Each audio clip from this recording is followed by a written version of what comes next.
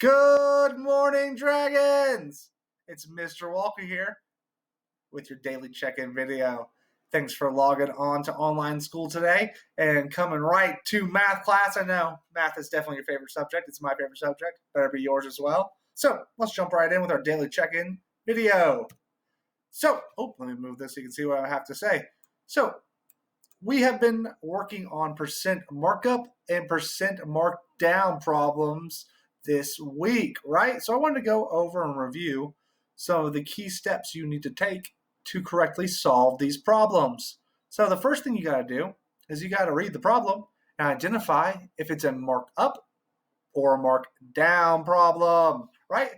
Markdown means the number will decrease. It's going to get lower or smaller. If it's a markup problem, it's going to go up. The number is going to increase and get bigger. So make sure you identify if it's a markup or a markdown problem first thing. Second thing you have to do, reread the problem and identify what parts of the percent formula are given to you and what part you need to solve for, okay? So go through, see if they give you the whole and the part and they want you to find the percent, or if you need to go find, based off the whole and the percent, the new part, okay? After you've identified what parts they've given you and what parts you need to solve for, plug the parts that they give you into the percent equation and just solve it like a normal equation for the unknown, okay? So if you're struggling on today's lesson, come back to this video and make sure you are following these steps. If you're still struggling after that, please email me or Ms. Cogdell, but follow these steps first things first, okay? All right, let's get going in our lesson. So, moving all around the screen today. Important news that you need to be aware of. All right, just so you know, I know there's been some confusion. We do have lessons on Friday. They are mandatory and they are for a grade, which means they go in Infinite Campus and affect your final grade. So I know our first lesson on Friday was extra credit. They are not extra credit anymore, everyone. They are mandatory, and all students, every single one of you, need to make sure you complete Friday's lesson. All right? Second thing, make sure that you are either explaining the steps that you took to get an answer or providing a picture of the scratch paper. If you just write down an answer for a problem, even if it's correct, me and Miss Cogdell will not be giving you credit for it. You have to explain each step you took to get your answer, or you need to post a picture of the scratch paper you used, okay? So, no more just writing down the answer. That is not going to get you full credit. It will be counted as incorrect. Make sure you explain every answer, or just take a picture of the scratch paper you used and put it into the Google document.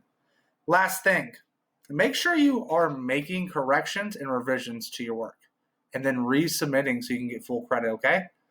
A lot of students are making a couple of little tiny mistakes and losing 1 or 2 points.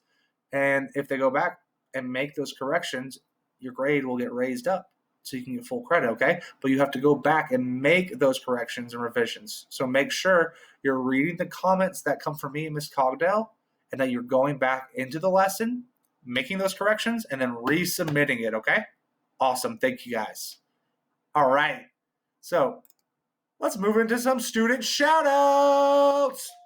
We're going to shout out some students who are really doing a great job, who are just really taking their time, showing all their work, explaining all their steps, and making sure their answers are always in a complete sentence.